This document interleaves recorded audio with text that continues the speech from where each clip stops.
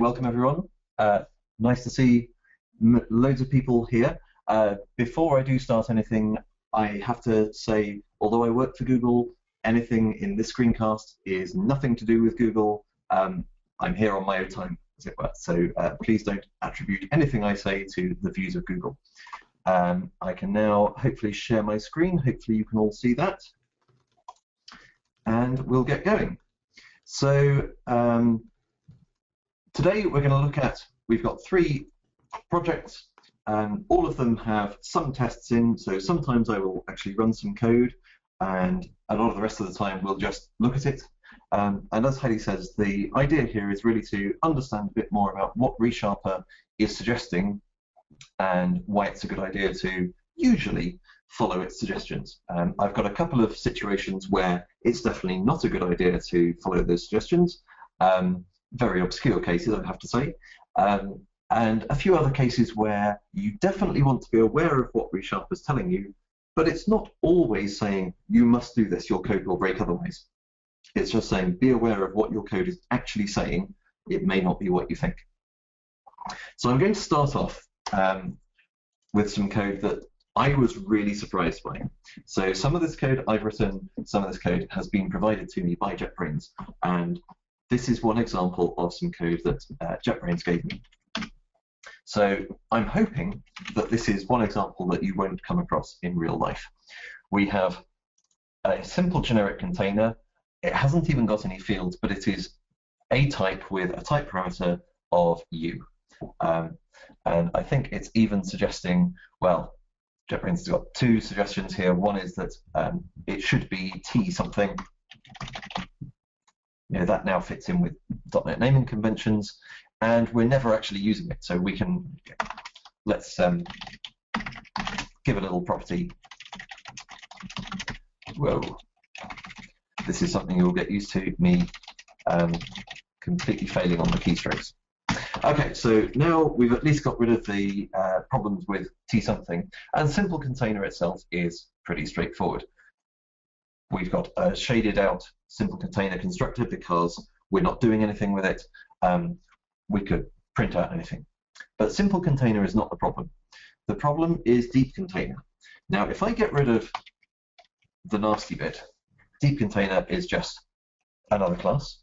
I can make it inherit from simple container, and let's make it just inherit the same type parameter, as it were. So whatever type argument you use for deep container, we'll use for simple container. That's okay. And we can even use that a deep container of T is a simple that extends simple container for deep container of T. That's already fairly confusing, but if we run a simple test that does kind of nothing, you'll see it still passes. So this is now a little bit odd. If we've got a deep container of string, that is a simple container of deep container of string. So far, so generally confusing. You know, I would already suggest that this is too weird to be generally useful. But something really weird happens if we make it nest one level deeper. And now we've got a blue squiggly suggesting possible infinite inheritance. Now, I don't even really know, I can't get my head around this type. So let's think about deep container of string. Deep container of string extends simple container of deep container of string, where deep container of string here is a simple container of deep container of, and you know, every time if you try to expand it out, every time you try to do so, you would get more and more stuff. And things get even more screwy when you try to run this. I hope you can all see that. Unit test runner failed to run tests. We've got a type load exception. We can't load the type deep container, and that backtick 1 says that it's a generic class with an arity of 1, so a single type parameter. We can't load this because it has recursive generic definition. And as far as I'm aware, this isn't a ReSharper thing at all. This is simply MS Core Lib or the CLR going, hey, this is deeply screwy. And just to prove that, I'm going to take this out of Visual Studio entirely. we'll probably see whatever the last Stack Overflow question I was looking at.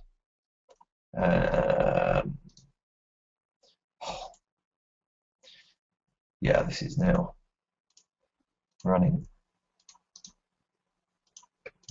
There we go. Okay, so here is my favorite text editor, which I've screwed up again. There we go. And we'll just write this to, let's create a class, not actually copied enough, but that's fine. We don't actually need the property. Ignore the horrible indentation here. Just enough to give it something to run. And if we write this to test.cs and then compile this, we have now got too many braces. Yeah. This is what I get for coming out of Visual Studio at the wrong time. Do you know, all that actually looks okay to me. Kind of helps if we don't mess up class declarations. Okay, so now it builds and runs because we're not using deep container anywhere within the test. So I found that when I was trying to use this solution in ReSharper and Visual Studio, when I would run any tests, whether or not they use deep container, they would fail. Because of course a unit test runner, one of the things it generally does is probe the assembly that it's talking about. So we'll just do exactly the same thing here. We're not going to explicitly use deep container, but we'll just get all the types in this assembly.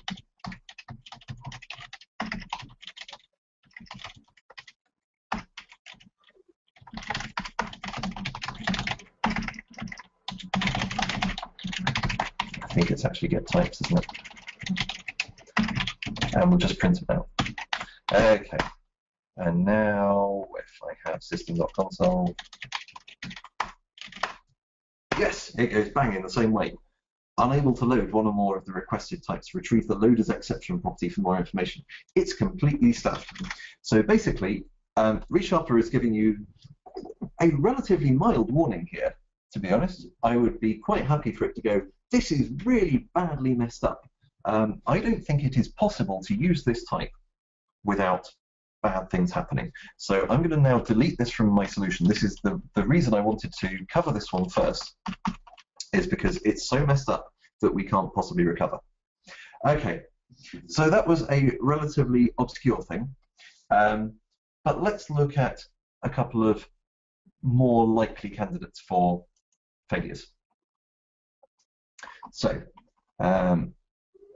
we have annoyingly, there we go. Just moving my webinar thing so I can actually see the inspections that ReSharper is giving. There are a few things wrong with this class. Most of them are fairly straightforward. So this is a partial class, but we've only got a single part. We've got, just making sure I catch them all. One of my favorite Stack Overflow questions where the answer has changed over time is to do with this little beast here.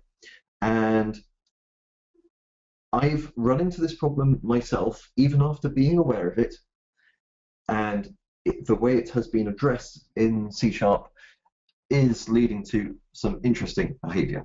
So here we just have, ignore the fact that it's in a form, all we're doing is using a for each loop, and we're attaching an event handler.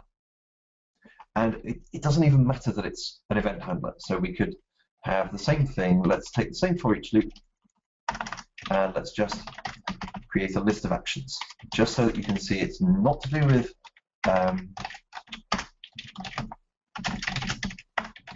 event handlers or WinForms.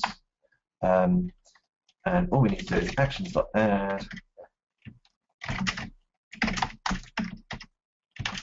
And I could do console.writeline. It doesn't matter. It's nothing to do with Windows Forms. Okay, so that's added a bunch of actions to the list.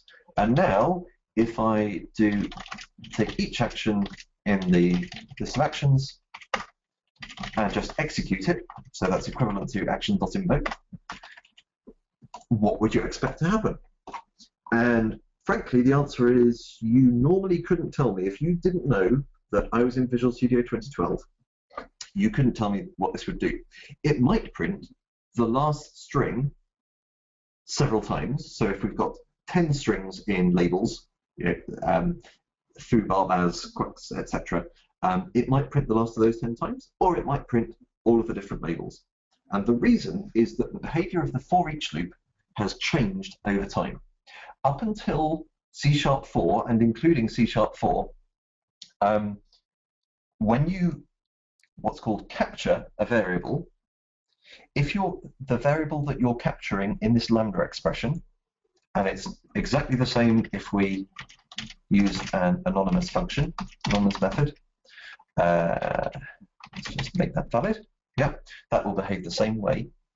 When you capture an iteration variable in a for each loop, and it's only for each loops that have changed, you really are capturing the variable, and there's one variable. So it's as if you were doing string tump, tump equals str, and then capturing. So we're assigning to, there's one variable that we're assigning the current value, and then we're adding an action that captures this single variable 10 times, or however many labels we've got. And the fix for this, so this is what it sort of used to do, and the fix for it was just to move this inside here. So now, each iteration of the loop effectively instantiates, it's called in the specification, instantiates a new tump variable. So you have all these different tump variables, and each of our actions, our delegates, captures a different variable. And each variable just has the value of str for that iteration of the loop. So now we would be printing out all the different things. In C#5, the compiler team, or the language team, changed the meaning of for each so that it really did work as you would expect. So this time it's genuinely doing a new str variable for each iteration of the loop. This does not change. I don't know what the type of labels is here offhand. Oh, it's an ilist. Good. So if I do for int I equals 0, I below labels.length, or even size count, I++, and if we instead write labels I, this has the same problem that we had before. So we've got a single int variable, which kind of makes sense because we're only declaring it at the point of initialization. If you remember what a for loop does, it executes this bit once, it executes this one at the start of each iteration to see whether or not to keep going, and this one at the end of each iteration. So we're only declaring the variable once, and then we're incrementing it each time. So by the time we come out here, we've got I being the same as labels.count. When we then invoke these actions, this is going to go bang. Let's see what ReSharper is saying here. Access to modified closure. So that's a nice shorthand, it needs to fit in a tooltip, for a fairly complicated concept of what's being captured. And the variable here is going to change value over time. And again, if we write temp equals I, then hopefully ReSharper will be smart enough to realize, yeah, nothing's going to change the value of temp afterwards. And if we change this to use temp++, suddenly it realizes, whoa, you're changing something that has been captured. So that's that one. Very, very common source of mistakes. And the trouble is that the fix that the C# team have provided is utterly silent. So if you're writing an open source project in Visual Studio 2012 and you have some unit tests, if we're lucky, that verify everything is fine, you're using for each appropriately, and you're capturing variables, you get a real sense of works on my machine, because someone else with Visual Studio 2010 can compile exactly the same code. Maybe you're targeting .NET 3.5 or something, and they can compile exactly the same code with no warnings, no errors, nothing. except that suddenly their code means something different. The same source code means different things under different versions of the compiler. So please be really careful with this feature. It's great in that if you're using C#5, then any change will be from broken code to working code. You never, ever, ever want the original version, the original meaning of this for each loop. At least you would be insane. You would be having to try to show that things are weird. So it's great in that respect, but just make sure if you've ever got any other people compiling your code with an earlier version of the C# compiler, they will have potential problems with this. And this isn't just a theoretical thing. I predicted it ages ago as a theoretical problem, but just this week, in fact, someone emailed me saying, hey, you know that comment you left on our blog post saying this could catch people out? Well, it just happened to us. Fortunately, their build system caught it because they had unit tests and their build system was running C#4. Suddenly, all the tests failed, and they had an interesting time debugging it. Right. Okay, let's move on to the next thing, having cleaned up things a little bit. Okay, process files. So this is an interesting one because the suggestion by ReSharper isn't, well, it's a worrying one, but it's not the whole story. So have a look at this. We have ofd.filename, so let's make this explicit, which I'm sure ReSharper will say, we don't need to do that. But there's a little green thing, use an implicitly typed variable declaration. Yes, we could, but I want to show you that this really is a string array. And we're going to call begin invoke, so just control.begin invoke, and we're creating a new action of string of process. So let's just clarify this slightly.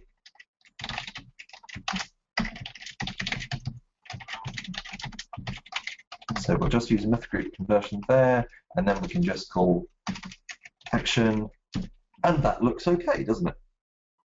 Unfortunately, there are two reasons why this is broken, and one of them actually wouldn't affect us, but is what ReSharper is complaining about, and one of them really would affect us. So the message from ReSharper is covariant array conversion from string array to object array can cause runtime exception on write operation. Let me show you that actually happening. Well, that's not what I wanted. So let's do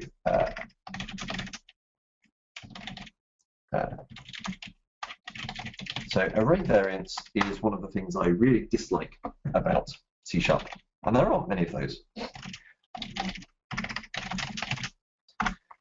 And in fact, it's a wart that was inherited from Java because some bright spark thought we might want to run Java on the CLR, so we'd better make it compatible. So they allow this to happen. And that looks okay. You know, if you view an array as things you can, something that you can get items out of, then an array of strings is clearly an array of objects because anything that's a string is also an object. Reference. Unfortunately, an array is also something you can put values into. So it's entirely legal to do this. That should cause no compile time objections whatsoever, and nor should this. So it's valid to create a string array. It's valid to set an object into an object array. The only problem line is this, where we say, I want my variable that is of type object bracket bracket to have the same value as something that we know to be a string array. And if we run this, assuming this runs, yes, we get an array type mismatch exception. Now note that this won't happen, this array covariance only happens with value types, so you can't convert, even though you could box any single, let's just for the sake of I'm renaming this, even though you could box any element, it has to be for reference types. So we can't assign an array of ints to an array of objects, and we can't even go from int to long. That's invalid too. Although interestingly, so we can't implicitly convert from int to from an int array to a long array. And interestingly, this raises a compile time error as well. I'll talk a little bit more about that later on because it's kind of funky. But we're allowed to do from a string array to an object array, or likewise from a stream array to an object array, or memory stream array to a stream array. One interesting thing is even in C#4 and C#5, if we have an ilist of string and an ilist of objects, this won't compile. You can't convert from an ilist of string to an ilist of object. You can do it with IEnumerable, because the type parameter for IEnumerable is covariant in T, which means we're only getting things out of an IEnumerable, so it's okay to get objects out of something which was originally getting things out, getting strings out. And there's also contravariance, which works the other way around. So anything which can compare to shapes, anything which can compare to shapes can compare to triangles. Yes. So say we've got some kind of shape comparer by area, you can say, oh, I shall use that to sort my list of triangles or my list of circles. That's fine, because when you call the comparison, you pass in the shapes, and you know that anything that you're passing in that was a triangle is valid to be regarded as a shape. So that's covariance and contravariance, and in generics it's much, much safer. It's just these wretched little arrays that are the problem. And then there's parameter arrays. So what's going to happen if I were to run this? I'm not easily going to be able to run it because it's on a form and things, but I can do something similar. And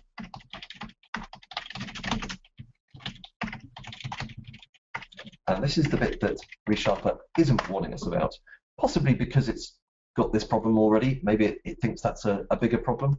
But let's just do something. If we look at the begin invoke signature, it's got delegate method as the first parameter. We don't care about that too much. And params object bracket bracket args.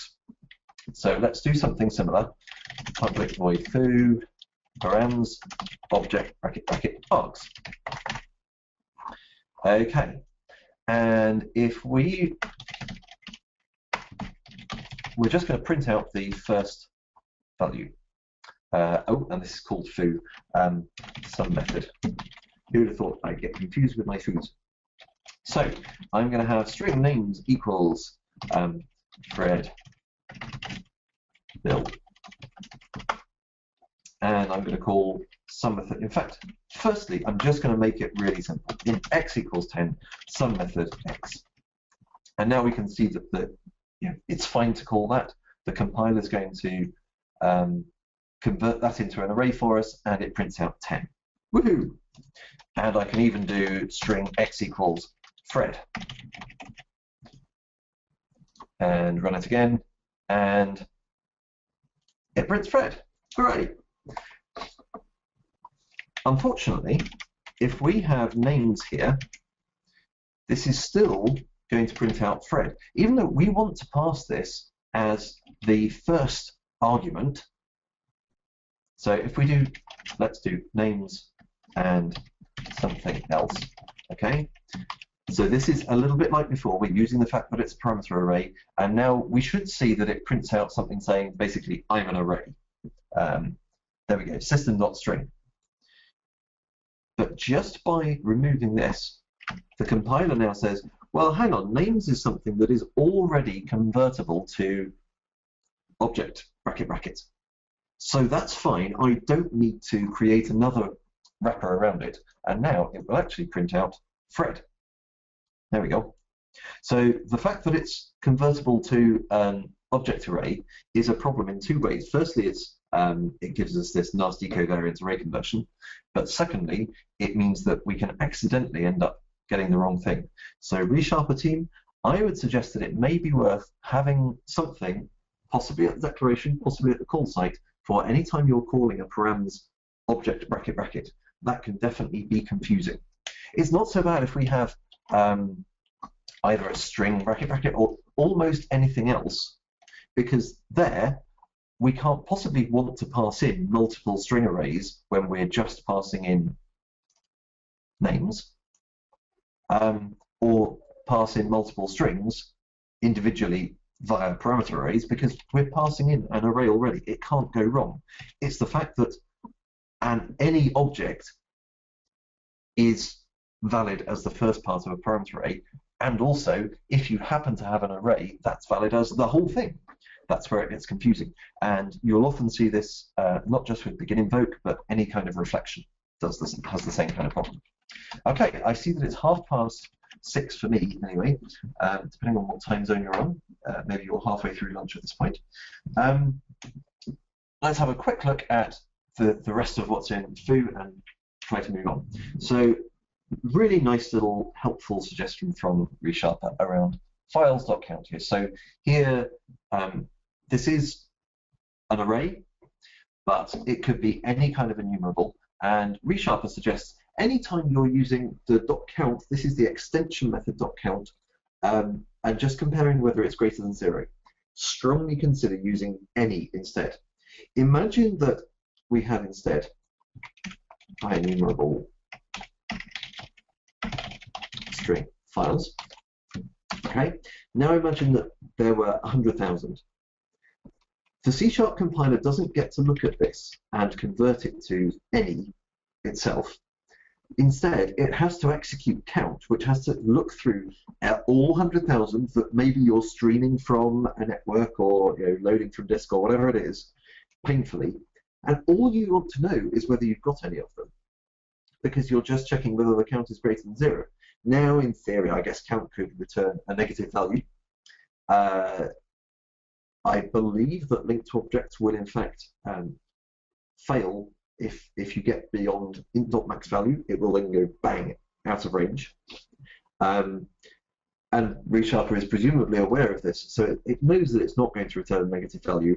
It will either return a positive value if there are any elements, or 0 if there are not any elements. So we can just ask ReSharper to replace it with files.any, and that can make an enormous difference in terms of the efficiency of the code. Now at this point, having changed it to that, it's now also warning that we might be enumerating this multiple times. So sometimes there are some data sources where this would be a really bad thing to do. For example, suppose we have number shown, and we're going to call this and then do number shown plus, and check at the end if number shown is 0.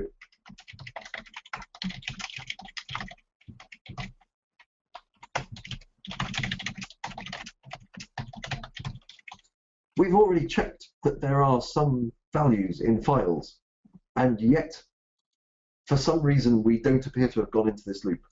And that's entirely feasible if we have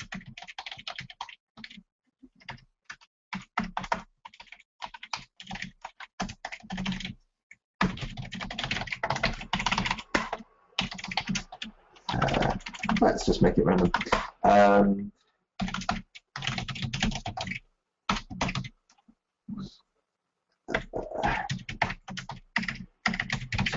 Zero.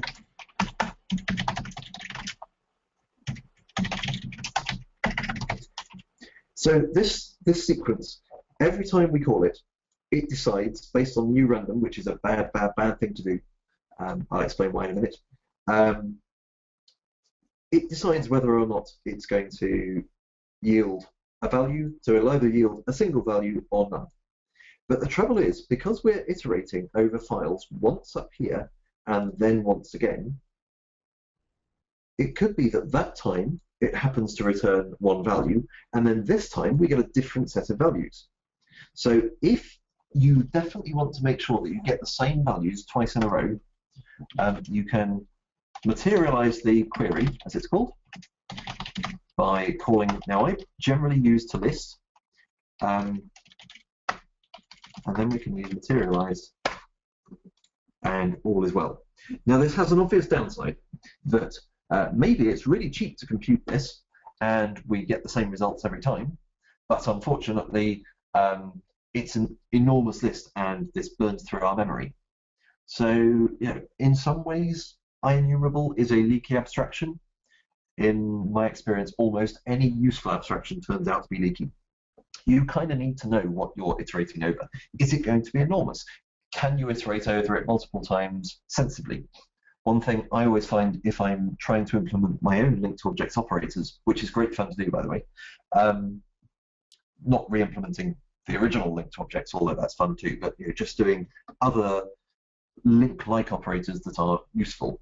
If you can make sure that you only iterate over the sequence once, then it means that your method will be useful in many, many more cases. So you kind of need to know what's going on in general. But yeah, this now does need to put the whole thing into a list. There are pros and cons. You could use toArray. Unfortunately, because of the way that arrays work, this is less efficient, probably irrelevantly in most cases, but to list, basically as it reads the items out of the sequence, when it finds that it's reached the end, it doesn't need to trim everything, which it does for toArray, because an array, if you've got an array that's got a particular length, you don't know how much of it is real data and how much of it is just rubbish at the end of a resizing buffer. So toList is very slightly more efficient on that front. However, I get distracted very, very easily. I'm just going to check. Hattie hasn't interrupted me with questions yet. I can see there are some. There's John. Hi. Yeah, I can see one saying, what do you think about converting for each loops into link expressions as suggested by ReSharper? So let's get up an example of exactly where it did this. So list string action actions. So we had this just a little while ago. I'm sure there are other ways of doing it, but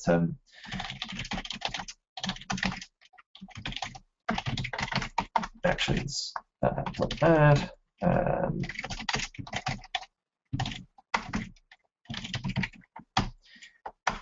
Right, so we can now say to ReSharper, please convert this into a link expression.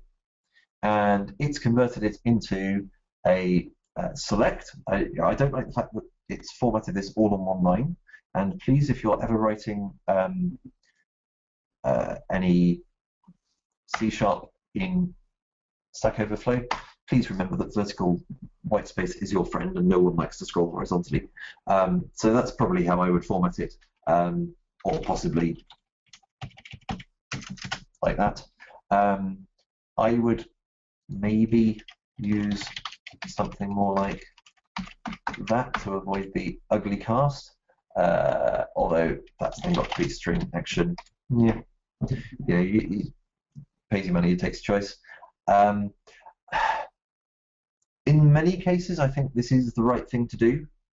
I would suggest that unless you can easily predict what ReSharper is going to do and you know that it's the wrong thing for what you're trying to do, give it a try. You can always undo it.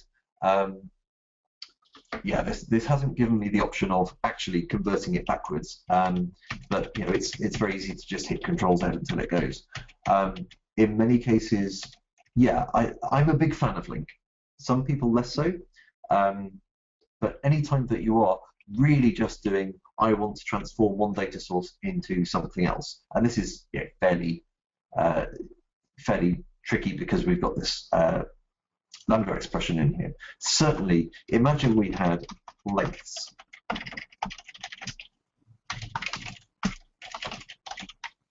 And we were just doing str.length. Okay. At this point, it feels to me like it's just a no-brainer that you say, I want it as a list. That's much simpler. Okay, I want to move on to just a couple more things. Yeah, okay.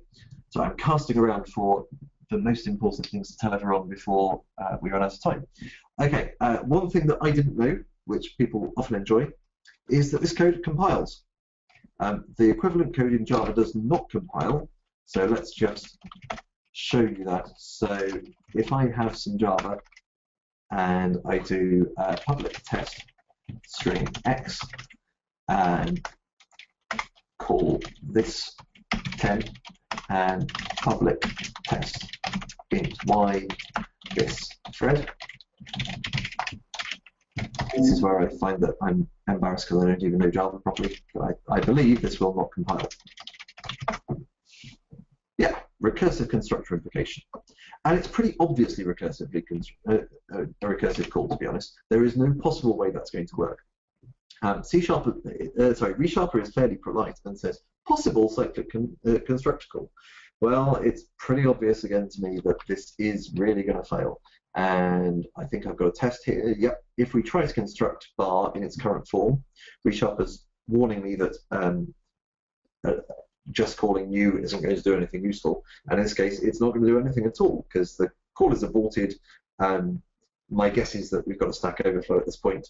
It's possible that there's some weird tail call stuff going on, but theoretically, at least, this is failing with a Stack Overflow. It's gone horribly, horribly wrong. So this is one case where ReSharper is absolutely right, and I would be very happy if people bumped up this code inspection to error. There's something badly wrong in your code. This will never work. Of course, if you've got unit tests, you will notice that because you never. As soon as you run your unit test, it will die horribly. But there are various other things wrong with this code. We have a thread static attribute, which is grayed out.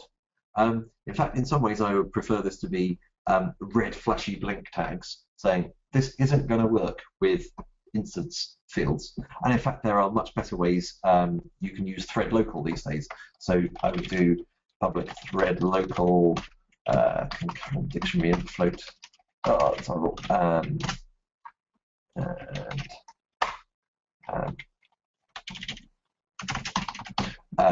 So that's how you get a thread local variable. But yeah, thread static only works for static variables. So if I get rid of that.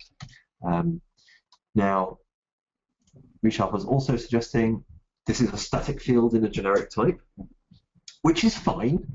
And this is one of those cases where I was mentioning earlier, you really need to be careful that you don't take ReSharper's word for, hey, I'm pointing something out, and assume that means your code is rubbish, you must change it. Sometimes static fields are absolutely what you want, even in a generic type. But you need to understand that whereas you may think of static fields as you've got one per type, in this case you've got one per constructed type. And I can very easily show that. So let's just horribly make this a public field. And that's the other thing that I'm slightly surprised that ReSharper's not saying, whoa, you shouldn't have public fields. That's something that I definitely would. But it's a little bit more of a taste thing. Some people swear by public fields. Some people swear by mutable structs as well. So let's have bar of string dot range equals 10 console.writeLine bar of int dot range. Now this will still print 0 because these two variables are fundamentally different. They are just completely separate as far as .NET is concerned, because these two types, barInt and barString, are different types. An instance of a barString is not a barInt, and they will have different type objects. Type T1 equals type of barString.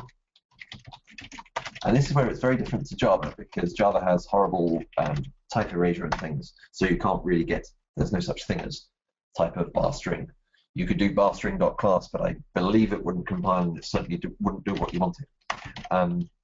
So if we print out T1 equals T2, that will say false. Whereas we could get bar of string twice, and that would just prove it. So yeah, true now. So it's not the fact that we're asking for the type twice, it's just that barString and barInt are very different. So static fields, if you're expecting it to be a cache, then that's fine, so long as you realize it's a cache for that constructed type. So what you wouldn't want to do is public static, dictionary type int cache, and then do something saying cache type of t plus plus, whatever, because that's only going to have one type of t. It's always, each of our caches, assuming we initialized it, would have exactly one entry in, just for the type that they produced. Instead, you would want to probably have a class foo other, let's call it, and pop that there. Or you could just have, because you know that there's one static variable per type, you can do cache for t, and you know that will be initialized once. If we actually initialize it, that will be initialized once per constructed type. Once for var string, once for var int, once for var byte, whatever it is. Don't get confused if people tell you that the types are elided for all reference type arguments, so bar of string being the same as bar of object. Well, there's some JIT code is shared between them, but they still have separate static fields, and they're still different types as far as the CLR is concerned. It's just it's able to get away with some code sharing. Okay. Okay, last ReSharper suggestion for the moment, and one that's very close to my heart: virtual method calls in constructors. And I say it's very close to my heart because I hate these, and I've got one in my date and time library. So I have a date and time open source library called NodaTime, just released version 1.1, really good stuff. But it's got a virtual constructor call in, a virtual method call in a constructor, and I hate it, and I really, really, really don't like it, and it's preventing me from doing more work, which is why I'm going to refactor it out. But it's a big job that I haven't had time for yet. So the thing is, in C#, as soon as you create an object, it is of its final type. It's not like in C++, where an object gradually evolves, and you would start off with a base that would then become derived as the relevant constructors are called.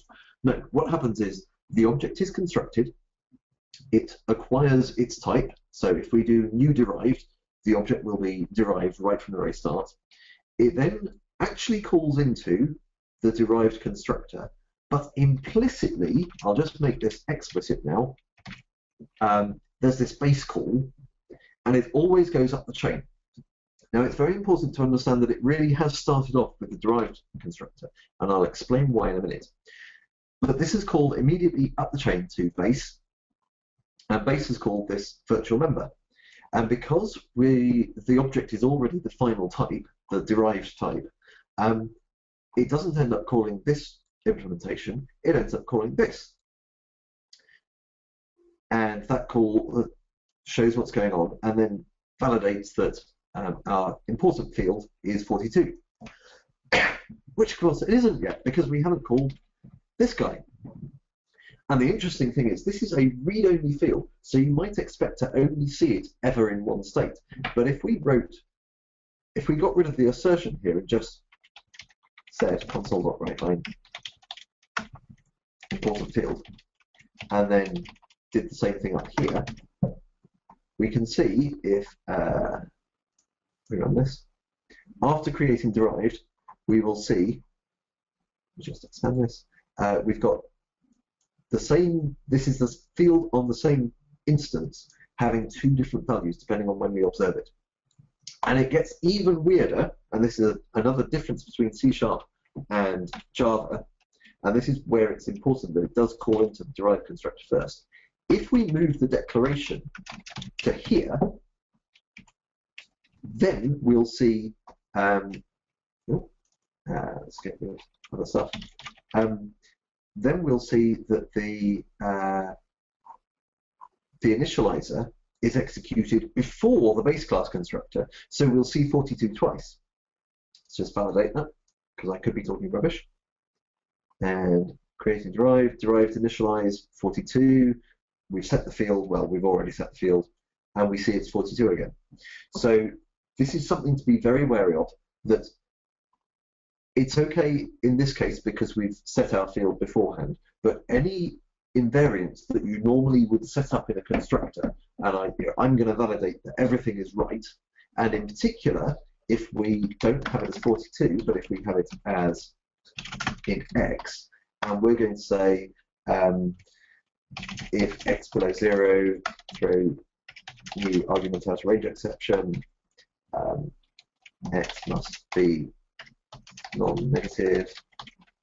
In fact, we're going to say x must be positive.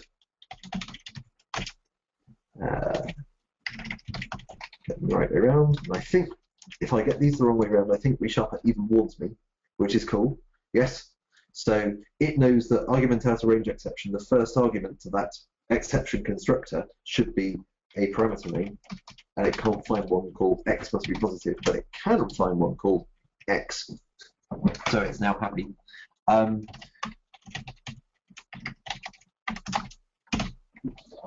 We would expect, given this, that any instance method should only be called when important field is positive. But in fact, because the basic class constructor will call this virtual method, it will always be 0 at this point, which is really, really bad news. Okay, there's 10 minutes left, so I'm going to just show a few little ReSharper bugs, and then a C# specification bug. Okay, first one is one that I ran into, quite a few of these I ran into when trying to put the C# compiler through its paces and make it cry by doing weird stuff. But this is actually not an unreasonable thing. This is in C#5, there's the idea of async and await. And if you don't understand async and await right now, then in 10 minutes time when this screencast is finished, go and find any screencast, any blog post, anything about async and await, because if you don't know it now, you are going to need to soon. And it's frankly the most exciting thing in language design that I've seen for a while. It's fabulous stuff. So async and await is pattern-based, a little bit like for each is. You may think that whatever you use for each over has to implement IEnumerable or IEnumerable of t, but that's not quite right. It just has to have a getEnumerator method that returns something that's got appropriate move next and current methods members. And await is very similar.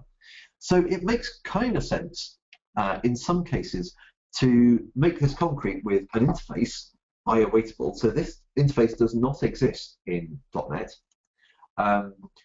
but you can await anything that has a getAwaiter method, which returns something that in turn has is completed and getResult, and also implements INotify completion, which has an onCompleted. It's adding a continuation. I don't want to get into the detail of basic right now, but you'll have noticed that my when I get rid of bad things, my solution will compile. Ignore me. So awaitable interface, I can prove this really is bad now, and as soon as I remove that, it will compile. So we clearly can await anything that's IAwaitable, but ReSharper thinks it's not awaitable. So I don't know why that is. The good thing is with ReSharper guys on the line, I'm sure this will be fixed. If they're not already in the code now, I'd be almost surprised. So that's just something, if you want to put something to represent all of your awaitable types, frankly, most of the time you're going to be awaiting task of t anyway, and you can't make that implement your interface. So this would only be in somewhat extreme cases, but yeah, ignore ReSharper saying that you can't compile. Trust the compiler, you really can. Another interesting thing here, where ReSharper is on the side of common sense, you might think. So I'm going to assign x to 10, and that's fine. We're using var, so this is implicitly typed as 10, right, as an int. And we're then going to assign the value hello to it. And that's a little bit confusing. And in fact, we're then checking that it's null. This is very confusing. Well, my crazy test passes. And ReSharper thinks that it shouldn't even compile, that cannot convert source type string to target type int. And the reason is we have a class called var. Var is not a keyword in C#. It was only introduced in C# 3, so it's a contextual keyword, which means basically if the compiler doesn't find anything else for it to mean, it will use it to mean an implicitly typed variable declaration. However, if for some bizarre reason we're creating a class called var with 2 implicit conversion operators so that you can convert from a string to var and from an int to var, and in both cases we'll just return null because we can, then this is perfectly legal code. ReSharper guys, I would really suggest that you add an annotation saying if you're declaring a class called var, you're doing something badly wrong, or you're giving some kind of presentation of how weird you can make C#. Now something that a friend of mine pointed out to me, where, again, ReSharper is just a little bit enthusiastic and might not know quite what we do. So let's look at this, the first method here. We've got a method that we think will return true. It takes an integer and returns x equals x. And in fact, the compiler itself is going to say, I don't think you meant to do this, but this always returns true. So we can follow ReSharper's advice. Good. Do I have a, yep. So let's just run our, after each refactoring, and we're getting true, true, false, false. I haven't actually put this in a proper test, which I should have done, but never mind. So true, true, false, false. Let's do the next one. Oh, this time it's a double. Can we always, you would think that x would always equals x, and ReSharper reckons it can. So we're going to replace the expression with true. Unfortunately now, we go from true, true, false, false to true, true, true, false. Because the third method call that I've got here is calling it with double.nan, where nan means not a number. And nan is a strange beast in that not a number returns false when you compare it with itself, at least under equals. If we do equals x, I honestly don't know what's going to happen here. And we've got similar expressions comparison, and now, yeah, we might be able to return it with true. I suspect that now this does return true. So we've got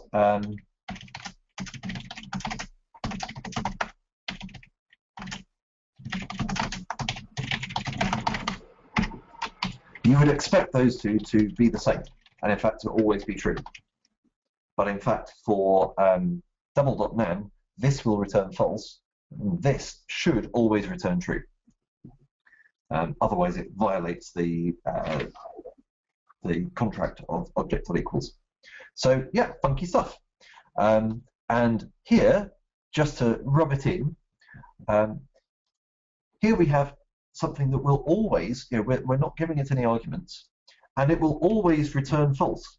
So we're going to follow ReSharper's example, and oops, it converts it to always give you the wrong answer. So just beware, guys, doubles are crazy things. And just in the last couple of minutes, just to show that it's not just ReSharper, which can be a bit odd, sometimes the C# language itself is not quite what you expect, or at least not what the CLR expects. So if we've got an int array, and we say, if that is a uint array, then we'll print out that it's a uint array. And coda heuristically unreachable, I think that's from ReSharper. Looks like it. But then let's just say, let's lose some type information. Okay, let's just have something of type object. And again, oh, ReSharper reckons we can get rid of this. It's saying to remove the if statement. Shall we run the test? Well, now we see y is a uint, but we don't see x as a uint. That's funny. They refer to the same object. How can we see one thing being true but not the other. And the fact is that while at least ReSharper gives you the option of removing if statement, in fact, the C# compiler is optimizing, where I use the word advisedly, given that an optimization really shouldn't change visible behavior in this kind of way.